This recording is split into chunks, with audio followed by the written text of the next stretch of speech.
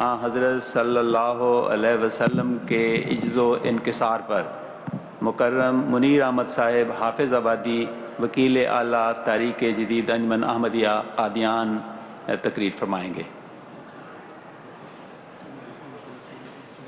अस्सलामु अलैकुम वरहमतुल्लाहि वबरकातुहू। अशहदु अन ला इलाहा इल्लल्लाह वहदहू ला शरीक लहू व अशहदु अन्ना मुहम्मदन अब्दुहू व रसूलुहू। अम्मा बाद फ़अऊज़ु बिल्लाहि मिनश शैतानिर रजीम। बिस्मिल्लाहिर्रहमानिर्रहीम। काबिल एहतराम सदर इजलास, मुअज़्ज़ज़ सामीन, जैसा कि आपने समाअत फरमा लिया है कि खाकसार को हज़रत सल्लल्लाहु अलैहि वसल्लम का इज़्ज़ो इनकिसार के मौजू पर कुछ अर्ज़ करना है।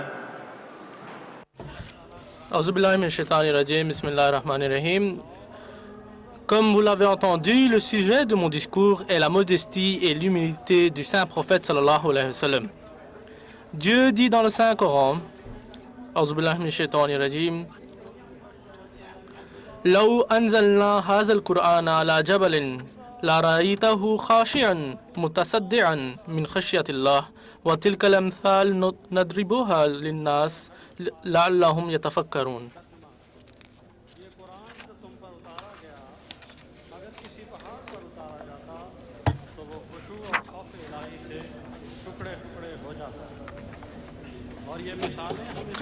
Donc la traduction de la sourate Al-Hashr, verset 22, « Si nous avions envoyé ce Coran sur une montagne, tu l'aurais certainement vu s'humilier et se fondre en morceaux par crainte d'Allah. Ce sont des similitudes que nous proposons aux hommes afin qu'ils réfléchissent. » En écrivant le commentaire de ce verset, le Messie promis a dit « Personne ne peut atteindre l'amour de Dieu tant qu'il ne crée pas deux caractéristiques en lui. Première, il doit briser son arrogance comme une grande montagne se brise et devient nivelée à la hauteur du sol. De la même façon, il faut que l'homme brise son arrogance et élimine toutes sortes de pensées de supériorité. Il faut qu'il développe un caractère humble en lui. » Dans ce verset, le secret suivant est mentionné, à savoir que l'être du saint prophète sallallahu alayhi wa sallam était « On ne peut plus en humble et c'est bien pour cela qu'un message d'une telle excellence a été révélé à son cœur. » En évoluant dans l'humilité, le saint prophète sallallahu alayhi wa sallam a perdu de telle manière son être en Dieu qu'il a pu atteindre une proximité de Dieu que même les anges n'ont pas connue. Le Messie promis dit à ce propos, « La lumière d'excellence qui a été donnée au saint prophète sallallahu alayhi wa sallam n'a été donnée ni aux anges, ni aux étoiles, ni à la lune, ni au soleil, ni aux océans, ni dans les bijoux de grande valeur. En effet, elle ne se trouvait dans aucune chose sur terre ou dans le ciel. Elle ne se trouve que dans une seule personne qui est notre bien-aimé, le saint prophète sallallahu alayhi wa sallam.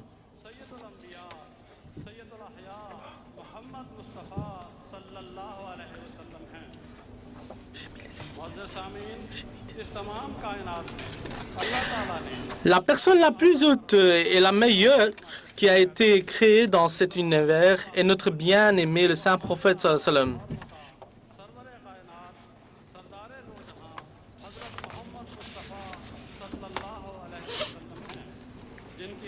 En mentionnant ces louanges, Dieu dit dans le Saint Coran,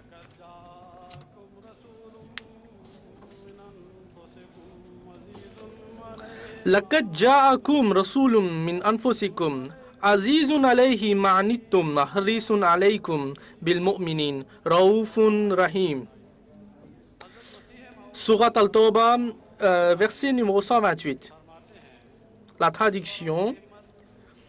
Assurément, un messager de parmi vous-même est venu à vous, qui s'afflige de vous voir en difficulté, qui désire ardemment votre bien, qui est particulièrement compatissant et miséricordieux envers les croyants.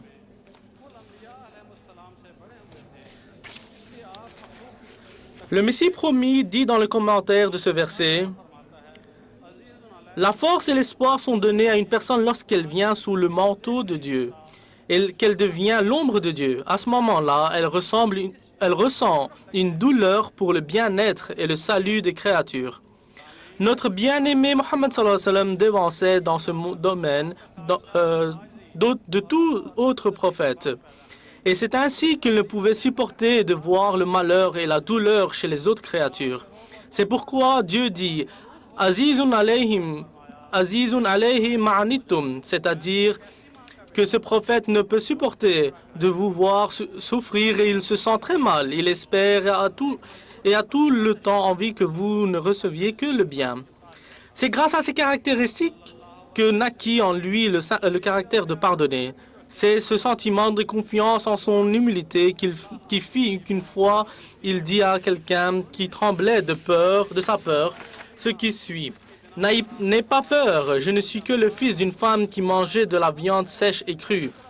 C'était ce sentiment de miséricorde qui le fit embrasser la main rêche d'un pauvre et qui le fit adopter une vie sans confort. Et c'est ainsi qu'il a prié en disant « Ô Dieu, fais que je sois toujours parmi les pauvres et ressuscite-moi parmi eux aussi. » Son excellence de caractère le poussa à dire « Ne me donnez pas de surnom. Mon surnom est Abd, c'est-à-dire que je ne suis qu'un humble serviteur. » Et c'est dans cet état qu'il quitta ce monde. Allahumma salli ala Muhammadin. Depuis son enfance, il était très humble. Ayman rapporte qu'elle n'a jamais vu le saint prophète sallallahu alayhi wa sallam se plaindre à propos de la faim ou de la soif.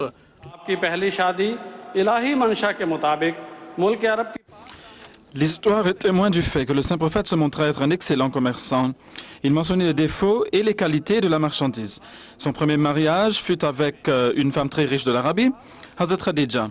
Et lorsqu'elle dit qu'il aimerait partager sa richesse parmi les pauvres, sa femme en toute humilité avait répondu « Dépensez cette richesse où que vous voudrez ». En sus des biens matériels, il reçut d'elle beaucoup d'esclaves, mais il dit à sa femme que cela ne lui plaisait pas de garder des êtres humains comme lui en tant qu'esclaves. En retour, sa femme très fidèle lui donna l'autorisation de les libérer et il en fut ainsi.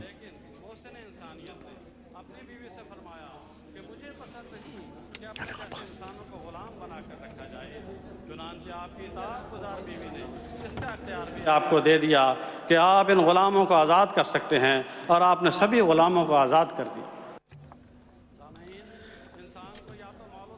L'être humain est orgueilleux soit par rapport à sa richesse, soit à sa famille, mais notre bien-aimé le saint prophète sallallahu alayhi wa sallam, quant à lui, bien qu'il devint maître d'une vaste richesse et un grand nombre d'esclaves, n'en devint pas fier ou orgueilleux. Bien au contraire, il a laissé un exemple de modestie et d'humilité pour ses suivants. Lorsqu'il fut commissionné pour réformer l'humanité, l'ange Gabriel lui a dit « Ikra », c'est-à-dire « lis ». Mais devant la majesté et la grandeur de Dieu, il oublia sa capacité et il répondit tout humblement « Ma ana bikari », c'est-à-dire « Je ne sais pas lire ». Même avant d'atteindre le statut du prophétat, le fait de reconnaître sa faiblesse était un signe de la grande humilité qui faisait partie de son être. En effet, il prit la couleur d'une modestie et d'une humilité que personne avant lui n'avait adoptée.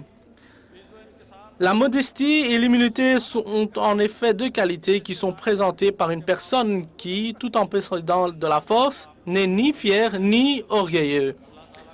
Dieu dit dans le Saint-Coran, je vais seulement en présenter la traduction.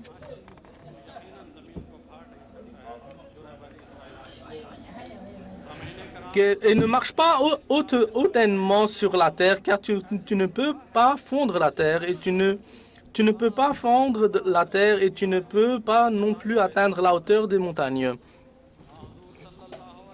Chaque mot du hadith que je vais vous lire à présent démontre l'humilité de la modestie du saint prophète sallallahu alayhi wa sallam. Le saint prophète sallallahu alayhi wa sallam dit à propos de lui-même Allah wa ana habibullah wa la fakhr. Écoutez, je suis l'ami de Dieu et je ne suis pas orgueilleux.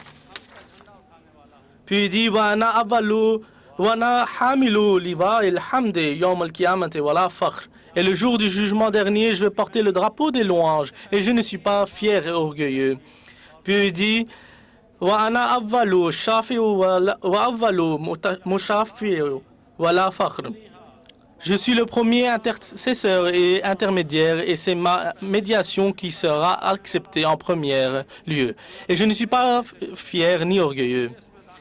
Puis il dit وأنا أول من يحرك حلق الجنة فيفتح الله لي فيدخلنيها ومعي فقراء المؤمنين ولا فخر. C'est moi qui frappera à la porte du paradis en premier lieu et avec moi seront les croyants pauvres et je ne suis pas fier. Puis il dit وأنا أكرم الأولين والآخرين ولا فخر. Je suis le plus respecté dans les premiers et les derniers, mais je ne suis pas orgueilleux. C'est là l'état du cœur du Saint-Prophète. Obéissant à l'ordre de Dieu, il a révélé son statut, mais il l'a tout de même fait avec une modestie et une humilité imaginables. Il a dévoilé cette vérité que Dieu lui avait révélée, à savoir lorsque l'homme se fait humble devant Dieu, Dieu élève son rang d'éminence. Dans les affaires de tous les jours, en tant que prêcheur, en accomplissant ses devoirs de mari, en accomplissant ses devoirs de père, en tant que juge, dans tous les aspects de sa vie, l'on constate qu'il n'a jamais délaissé la modestie ou l'humilité, ni n'a-t-il été orgueilleux. Le message de l'islam, il l'a présenté tout en étant humble et non par la force comme les gens d'aujourd'hui le pensent. Dieu dit à propos du Saint-Prophète sallam dans le Saint-Coran, Wa innaka ala khuluqun azim, c'est-à-dire tu possèdes de hautes qualités morales. Il a éduqué les compagnons d'une telle sorte qu'ils ont eux aussi fait preuve de la modestie et d'humilité exemplaire. Le Saint-Prophète sallam a mentionné un point très important pour la reconnaissance de Dieu. Il a dit Man arafa nafsahu faqad arafa rabbahu. Votre propre être est le meilleur moyen de reconnaître Allah.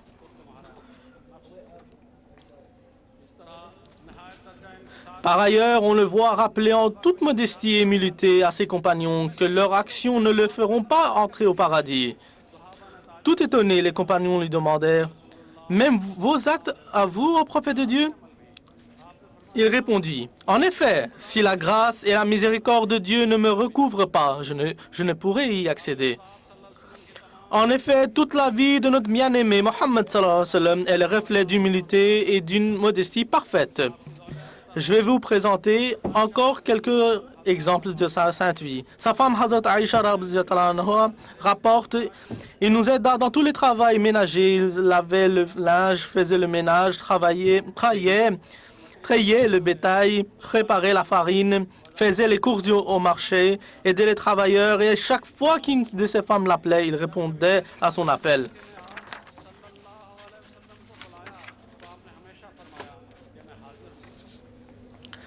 Hazrat Abdullah bin Abi Awfa rapporte que le saint prophète n'hésitait pas de marcher avec les veuves et les personnes dans le besoin pour les aider.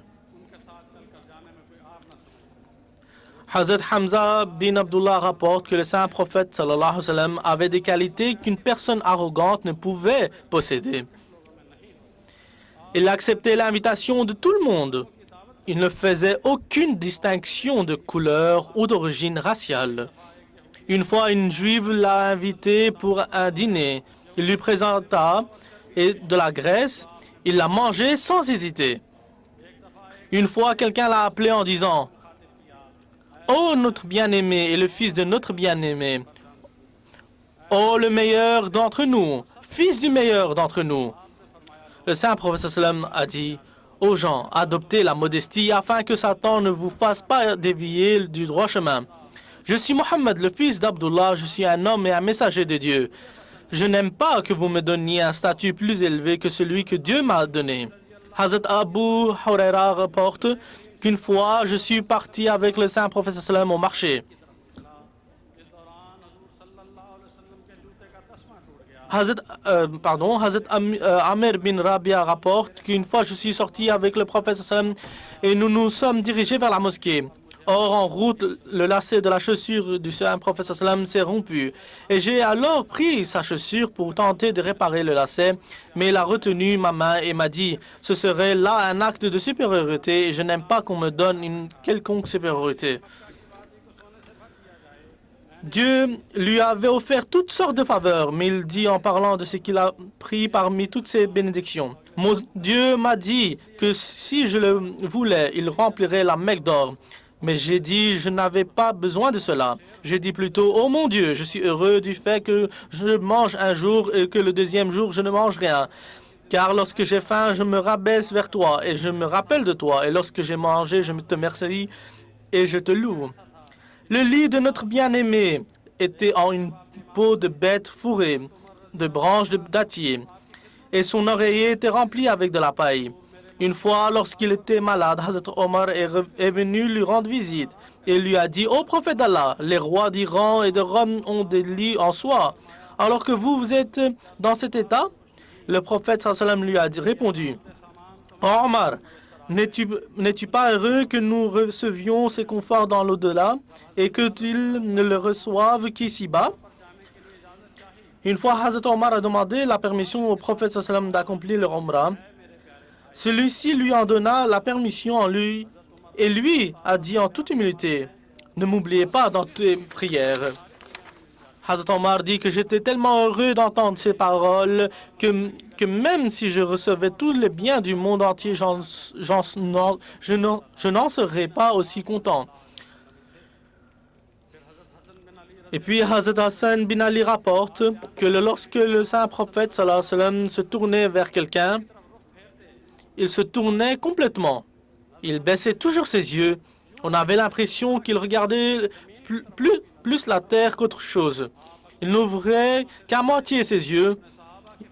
Il marchait toujours derrière ses compagnons et disait toujours en premier « Assalamu alaikum wa rahmatullah » à celui qu'il rencontrait. La Mecque était sa ville qu'il fut forcé de quitter. Mais regardez la grâce de Dieu. Lorsqu'il retourna à cette ville 8 ans plus tard, il était accompagné de 10 000 compagnons. S'il avait voulu, il aurait pu faire son entrée de façon terrifiante afin de faire trembler de peur les habitants. Mais cet humble homme de Dieu n'est pas rentré de façon arrogante dans la ville conquise. Il n'était pas assis sur un cheval de qualité supérieure, mais il était plutôt assis sur un chameau, le visage s'inclinant de plus en plus par humilité et modestie, jusqu'à que son front touchât la selle de son chameau. En effet, il était en train de se prosterner pour remercier Dieu, et sa langue était en train de le louer.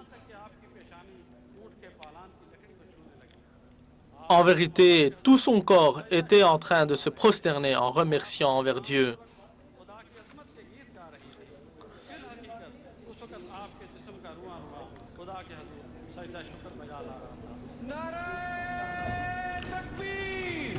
Hazrat Muhammad Mustafa, Hazrat Khatamul Anbiya, Mohsin-e Insaniyat, Nare Takbir. La plus grande arrogance qui possède l'homme est lorsqu'il est sur son trône. Lorsqu'un roi mondain conquiert une terre, il détruit tout. Mais lorsque notre bien-aimé Mohammed sallallahu alayhi wa sallam, l'homme le plus humble, a eu le dessus sur ses plus grands ennemis, les mécréants de la Mecque, ce jour-là, il a annoncé une amnistie générale. Le jour de la victoire sur la Mecque, le saint prophète sallallahu alayhi wa sallam,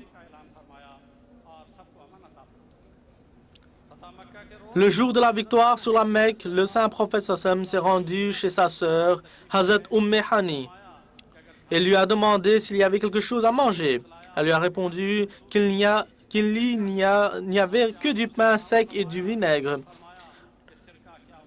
Notre prophète sallallahu alayhi wa sallam a mangé ce pain sec avec le vinaigre et il a dit que le vinaigre était une très bonne sauce accompagnatrice.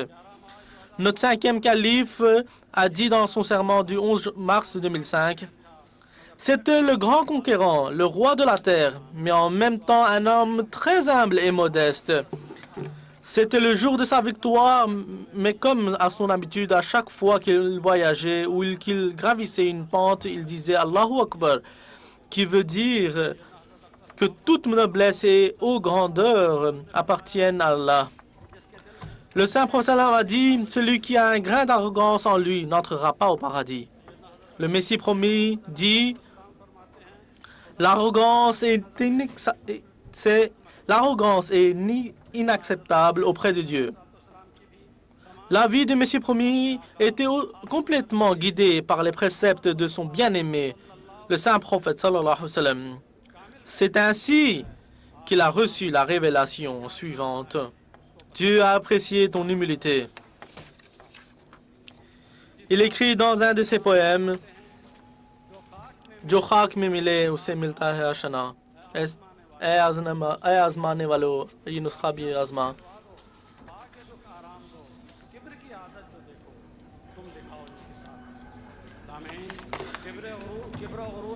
Quiconque se mêle à la poussière, celui rentrera.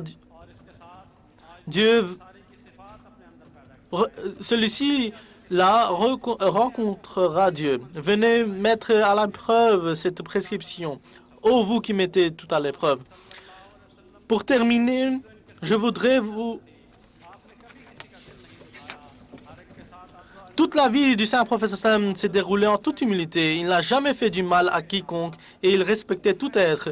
Dieu dit dans le Saint-Coran qu'il a été envoyé en tant que Rahmatul lil Alamin, c'est-à-dire en tant que miséricorde pour l'humanité.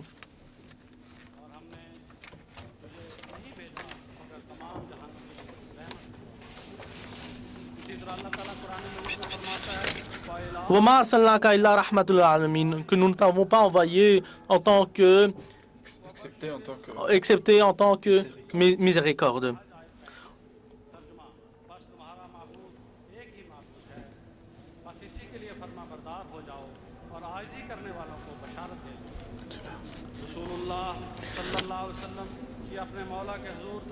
On peut avoir une idée de la modestie et de l'humilité du prophète sallallahu alayhi wa sallam, des paroles qu'il avait énoncées durant le dernier pèlerinage à Arafat.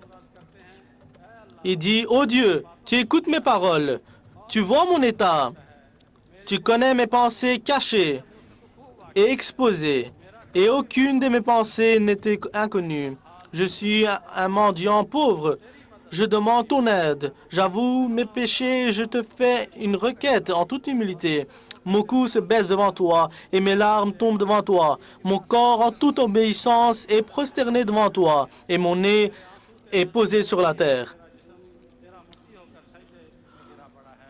Ô Dieu, ne rejette pas mes prières et sois gracieux et miséricordieux envers moi.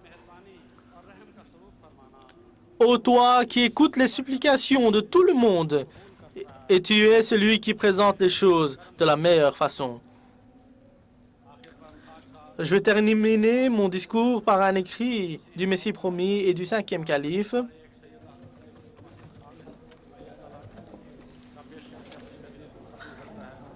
Le Messie promis à salatu wassalam dit, « Quand après une longue période, l'islam émergea victorieux. Durant ces jours de richesse et d'honneur qui s'en suivirent, aucun trésor n'a été amassé, aucun palais a été construit, aucun moyen de luxe a été acheté. Il n'a pas dépensé ou profité de l'argent. Au contraire, tout a été dépensé pour le bien-être des orphelins, des pauvres et des veuves et des personnes endettées, tandis que lui-même, il n'a jamais mangé à sa faim. » Le 5e calife, Ayyadallahu ta'ala bin Nasr al-Aziz, dit, parmi les personnes pieuses, le saint prophète sallam était le plus pieux. Et grâce à son encadrement, de nombreuses personnes sont devenues pieuses elles aussi. Il a montré aux vaniteux et aux arrogants le chemin de l'humilité. La différence entre esclaves et maîtres, riches et pauvres, a été abolie. Comment cette révolution a été-elle effectuée? Comment a-t-il pu changer à tel point les cœurs? Est-ce seulement grâce au message ou aux enseignements? Non, il a aussi présenté son propre exemple d'humilité et de modestie pour montrer que tout ce qu'il enseigne, il est aussi en train de l'appliquer et de le mettre en pratique par son propre exemple. Et tout au long de sa vie, le Saint-Prophète Islam a démontré par ses faits et ses gestes son humble et modeste personnalité. À la fin, je prie Dieu qu'en suivant les préceptes du prophète sallallahu alayhi wa sallam, nous puissions nous aussi adopter un caractère humble et modeste. Amin.